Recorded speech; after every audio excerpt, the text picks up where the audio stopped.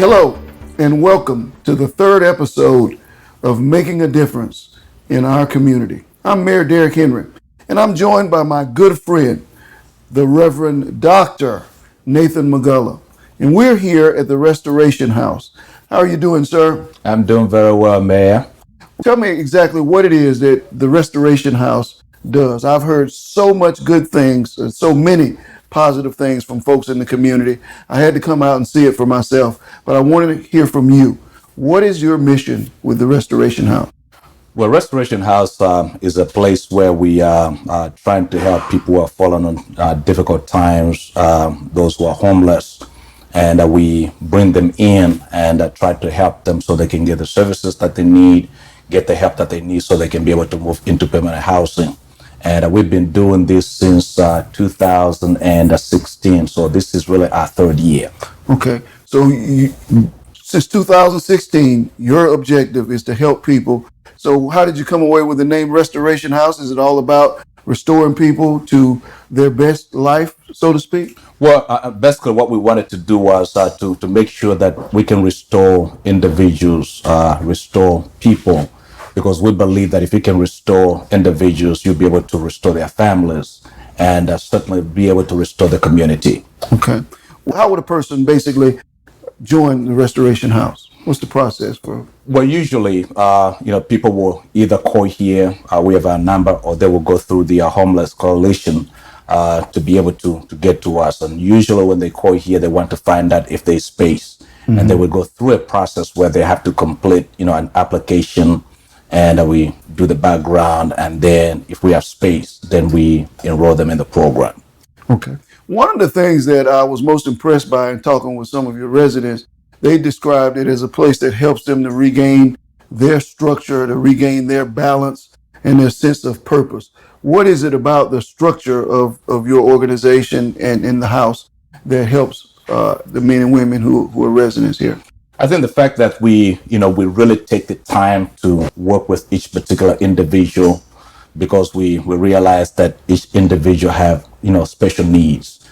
Every week we have a house meeting where each individual shares what they're going through, what they need, and then we try to, meet those needs. Is this a permanent place for them to stay and reside, or are you trying to help transition them out? How does that work? Well, really, this is transitional housing. Okay. And what we try to do is, if we can help them get back on their feet, then we can be able to process them so they can be able to get into permanent housing. Okay. So the goal is to help them to achieve permanent housing. And are there any other, in the facility, I noticed you had things like computers and common restrooms. What are the computers used for, and what are the other services? How do you push them towards permanent housing? Well, the computers actually help them to be able to look for jobs that may be available within the city. Also, the services that they need, the disability benefits, they can actually go on the computer, search for what they need, and then if they cannot get those, they come through our office where we can be able to help them actually get those things that they need to be able to move forward. Okay. Now, the facilities are well maintained, and I realize you have a number of residents. Even the room that we're meeting in right now is a beautiful space, and the common areas are well taken care of.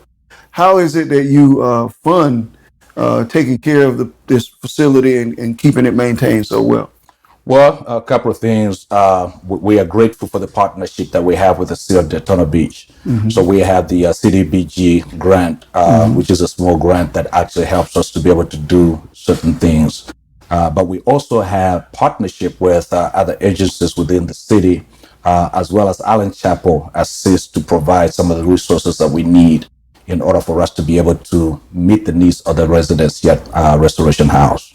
So Allen Chapel, which is a church where Dr. McGullough is pastor, and would you say that this was born out of any previous ideas? What drove your church ministry to get involved in this process? Actually, Allen Chapel being a part of the faith organization, we started, addressing the issue of homelessness. And when we realized how big the problem of homelessness was, we decided that we needed to go ahead and get involved. So through our Island Community Development Corporation, we decided to go ahead and set up this restoration house with the help of the city of Daytona Beach. Okay. Well, Dr. McGull, I really appreciate you taking some time to share what takes place here at Restoration House. As I said, I've heard so much about it. I want to thank you on behalf of the residents of Daytona Beach for all that you've done, your church has done to help with transitional housing.